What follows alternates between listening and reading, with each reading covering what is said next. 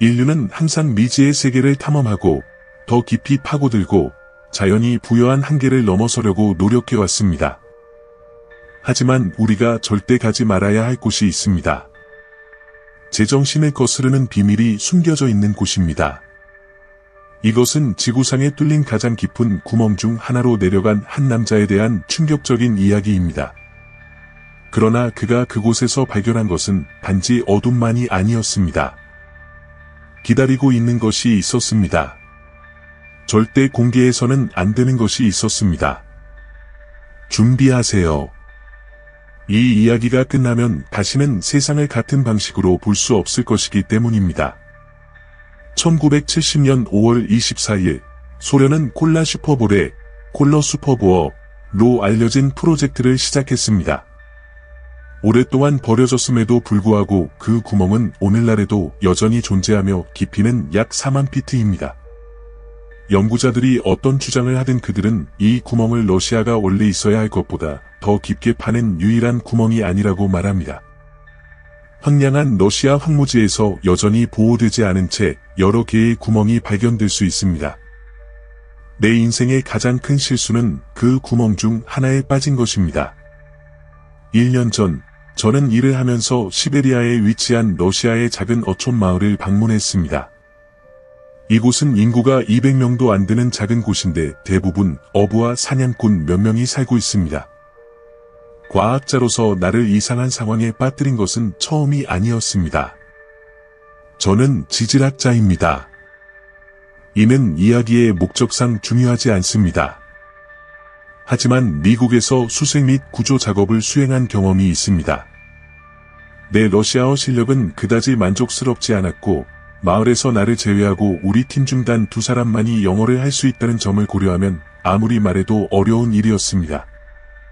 그러나 올바른 정신과 보드카 한 병을 함께 나누고자 하는 의지를 지닌 그들은 제가 평생 만난 사람들 중 가장 친절한 사람들이었습니다.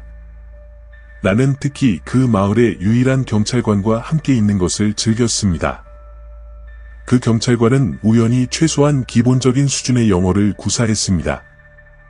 그의 임무는 대부분 술을 과음한 사람들을 집으로 데려가는 일이었지만 그는 종종 술을 끊지 않고 참여하기도 했습니다. 말할 필요도 없이 우리는 빨리 좋은 친구가 되었고 문명으로부터 고립된 이 기괴한 세계에서 많은 즐거움을 누렸습니다. 적어도 임무 수행 9개월까지는 그랬습니다. 그 지역의 7세 딸 중 한 명이 사라졌습니다.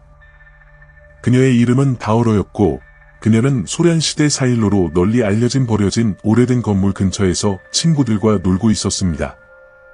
전체 구조물은 거의 40년 동안 폐쇄되어 잊혀졌지만 아이들은 그곳에 머무르는 것을 좋아했습니다. 그날 사일로가 열려있고 문이 무너져 오래된 장비로 가득 찬 넓은 방과 그 중앙에 크고 어두운 구멍이 드러났습니다. 홀 중앙에 기본 리프팅 플랫폼이 있었지만 구조물의 직경은 약 50피트였으며 깊이는 알 수 없었습니다. 호기심 많은 사람들에게 보이는 것은 마치 그 지역이 삼켜진 것처럼 시면 속으로 뻗어나가는 무한한 어둠뿐이었습니다. 즉시 나는 마음속 깊은 곳에서 이 균열이 치명적이라는 것을 알았습니다. 바로 바닥에 치명적인 물웅덩이가 있었습니다. 다른 아이들은 다오로가 구덩이에 빠진 후 도움에서 벗어나 겁에 질린 어머니에게 거짓 희망을 주었다고 주장했습니다. 공식적인 도움을 외치며 이렇게 격렬하게 구출 작전을 펼치는 것은 처음 보았습니다. 그때까지는 그것은 절망적인 일이었습니다. 지원군을 보내더라도 현장에 너무 늦게 도착할 것이다. 현장 경험이 어느 정도 있어서 응급처치의 기본을 알고 있던 앨런이 자원에서 동료 중 한 명인 스텔리에게 물었고 기계공들은 엘리베이터를 포함한 낡은 기계를 재가동시키려고 했다. 깊이를 측정하기 위해 줄에 안전기를 부착했습니다. 줄은 바닥을 결정할 만큼 길지 않았지만 가장 긴 로프를 합하면 거의 1000피트에 달했습니다. 몇 시간 후 정비공은 엘리베이터가 준비되었다고 발표했지만 시설에서 발견된 몇 가지 문서에 따르면 일종의 보호복을 발견했으며 대기압이 상당히 높아 온도가 화씨 150도에 도달했습니다. 그 순간 나는 어린 소녀의 시신을 수습해야만 가족이 그녀를 묻어주고 작별 인사를 할 수 있다는 것을 알았습니다. 준비가 되었다면 그리고 팀이 우리에게 맞지 않는 옷이 우리의 미숙한 몸 위로 미끄러져 들어가고 제가 상상도 못했던 곳에서 닳도록 하라고 요청했다면 우리는 구멍이 가득한 녹슨 금속 케이지로 보호된 날개로 들어갑니다. 우리는 지상에 있는 사람들과 소통할 수 있는 무전기와 오래된 손전등만 받았습니다. 우리는 준비됐어. 로레스탄, 응, 스텔리? 납땜과 기어가 작동하고 있습니다. 리프팅 플랫폼이 회전하기 시작했고 기계음이 홀 전체에 울려 퍼졌습니다. 복도 끝 엘리베이터에는 깊이를 나타내는 숫자가 있는 작은 스크린이 있었습니다. 그 과정은 초당 1피트를 넘지 않을 정도로 극도로 느렸습니다. 그러나 환경의 변화가 임박했고 우리는 100피트를 하강했습니다. 어둠은 이미 우리를 뒤덮었습니다. 우리가 가져온 희미한 손전등은 거의 위안을 주지 못했습니다. 그런데 이게 어둡다고 생각하시나요? 마을에서 겨울을 볼 때까지 기다리세요. 그는 단조로운 유머로 말했고 스텔리와 나는 비록 조심스럽기는 하지만 웃었습니다. 라디오가 작동하는지 확인해 주시겠어요? 내가 그에게 물었습니다. 작동합니다. 걱정하지 마세요. 그가 대답했고 하강 후 처음으로 무전기가 울린 것은 거의 10분 전이었습니다. 그 러시아인은 만족스러워했고 잡음으로 인해 나 같은 초보자는 메시지를 이해할 수 없게 되었습니다. 그게 뭐였지? 마이나? 내가 물었다. 아, 그들은 우리가 얼마나 깊은지 물었습니다. 우리는 그들이 말하는 것을 들을 수 없어? 우리의 깊이는 겨우 500피트에 불과합니다. 스텔리가 물었습니다. 예, 뭔가 이상한 점이 있습니다. 그는 동의하고 다음과 같이 덧붙였습니다. 오래된 엘리베이터의 정기적 윙윙거리는 소리와 스텔리가 초조하게 움직이는 소리 외에는 바로 우리 위에 있는 사람들의 대화를 들을 수 없습니다. 매우 이상하지만 그는 인간의 마모에 대해 중얼거렸습니다. 나는 그가 그렇게 걱정하는 것을 본 적이 없었다. 여러분, 나만 그런 걸까요? 아니면 여기 너무 더워지는 걸까요? 총알에 땀이 납니다. 제가 대답했고 1000피트 상공에서 데시벨 단위로 부드러운 목소리인 파머 게이트가 들렸습니다. 그 말 들었어? 내가 물었다. 무엇? 누군가가 중얼거렸다. 누군가 아래층에서 도움을 요청했습니다. 나는 귀에 깊게 듣고 있는 동안 손가락을 입술에 대고 침묵의 몸짓을 했습니다. 그리고 나서 나는 다시 도와주세요 라는 음성을 들었습니다. 같은 음성이지만 조금 더 커졌습니다. 또 그랬다. 네, 들었어요. 생각했어요. 잠깐만요. 그들이 도움을 요청했지요. 그렇죠?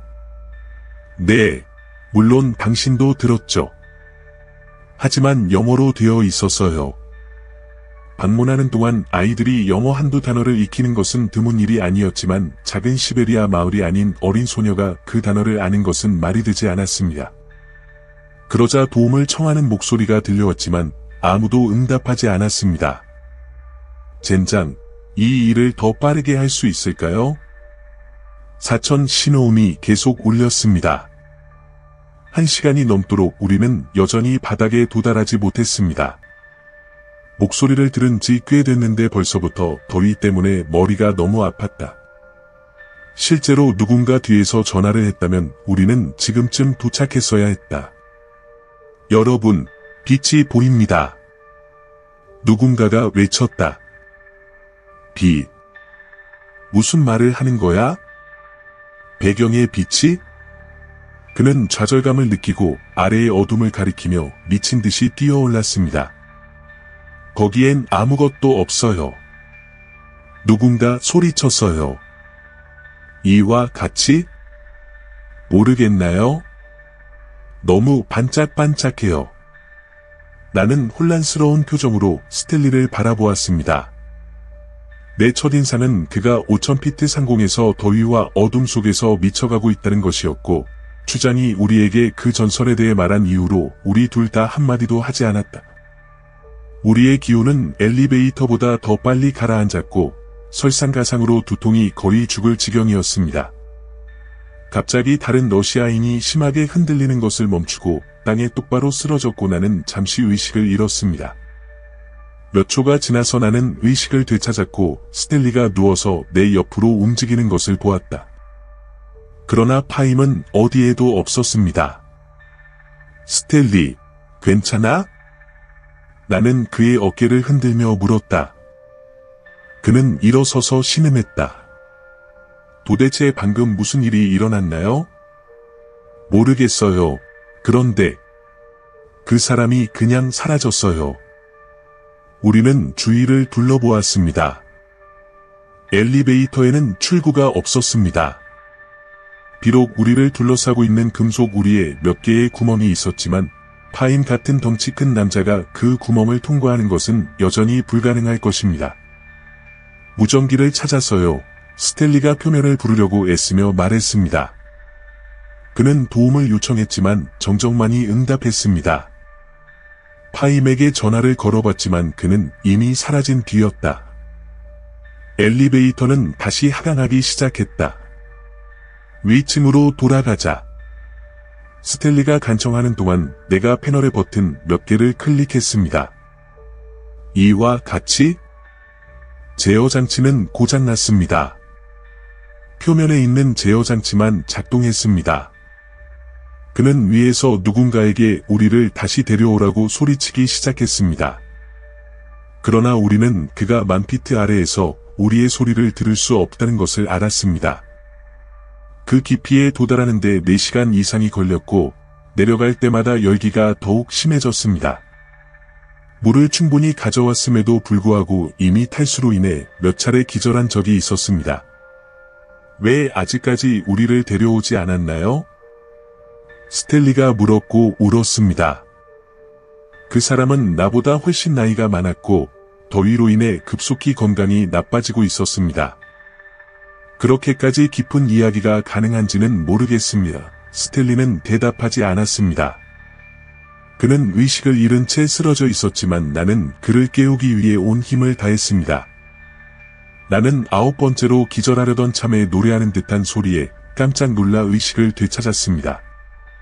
그것은 내가 들어본 러시아어 중 가장 아름다운 말이었고 그것이 무엇을 의미하는지 이해하지 못했지만 너무나 고요하고 순수했습니다.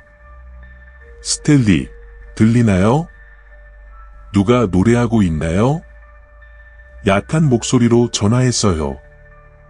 나 졸려. 그가 중얼거렸다. 갑자기 깊은 곳에서 빛이 나타났고 구호하는 소리가 더욱 커졌습니다. 빛이 보입니다. 누군가가 미친 듯이 바닥을 가리키며 외쳤습니다. 빛. 스텔리는 혼란스러워서 대답했습니다. 내 첫인상은 그가 5000피트 상공에서 더위와 어둠 때문에 미쳐가고 있다는 것이었습니다. 상사가 우리에게 라인에 대해 경고한 이후로 우리 중 누구도 말을 하지 않았습니다. 갑자기 다른 러시아인이 심하게 흔들리는 것을 멈추고 땅에 쓰러졌고 나는 잠시 의식을 잃었습니다. 몇 초가 지나고 의식을 되찾았을 때 스텔리가 내 옆에 누워있는 것을 보았지만 파임은 사라지고 없었다. 스텔리, 괜찮아? 나는 그의 어깨를 흔들며 물었다. 그는 일어서서 신음했다. 도대체 방금 무슨 일이 일어났나요? 모르겠어요. 그런데 그 사람이 방금 사라졌어요. 우리는 주위를 둘러봅니다. 엘리베이터에서 나갈 방법이 없었습니다. 비록 우리를 둘러싸고 있는 금속 우리에 구멍이 몇 개나 있었지만 파임 같은 덩치 큰 남자가 통과하는 것은 불가능할 것이다. 스텔리는 무전기로 표면에 신호를 보내려고 했지만 잡음만 들렸습니다. 파임에게 전화를 걸어봤지만 그는 이미 사라진 뒤였다. 엘리베이터가 다시 내려가기 시작했고 스텔리는 누군가에게 우리를 다시 데려다 달라고 애원했지만 우리는 만피트 상공에서 우리의 소리를 들을 수 있는 방법이 없다는 것을 알고 있었습니다. 그 깊이까지 내려가는데 4시간 이상이 걸렸고 발을 디딜 때마다 열기가 더 심해졌습니다. 물을 충분히 가져왔음에도 불구하고 이미 탈수로 인해 몇 차례 기절한 적이 있었습니다. 갑자기 나는 노래하는 듯한 소리에 충격을 받았습니다. 내가 러시아어로 들어본 것 중 가장 아름답고 고요하고 순수한 것이었습니다.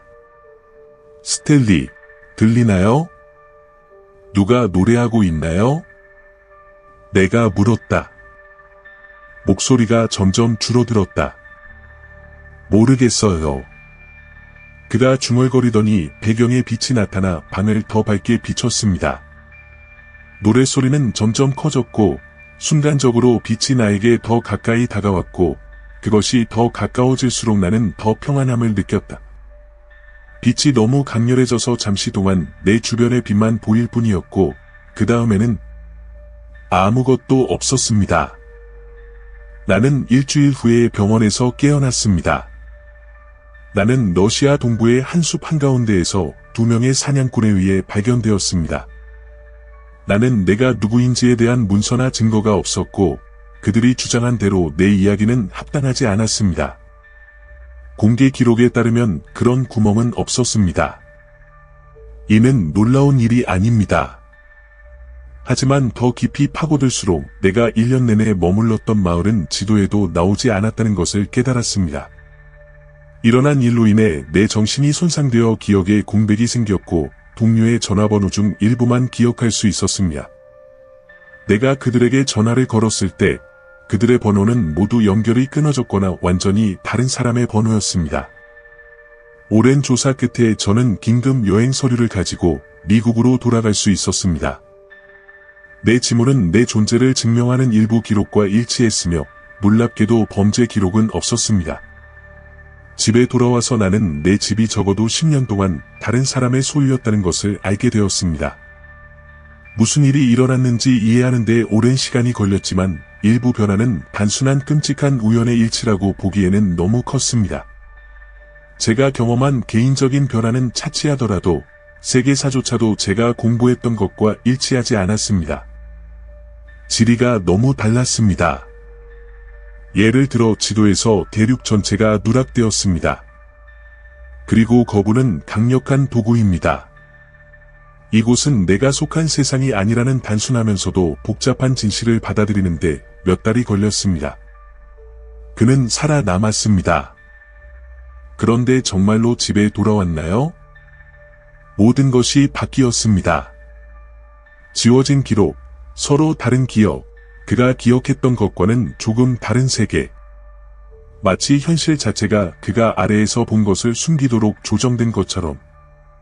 만약 그가 더 이상 이 세상에 속하지 않는다면 진짜 사람은 어디로 갔는가?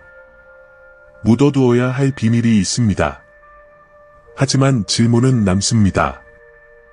누군가가 비밀을 파헤치면 어떻게 될까요?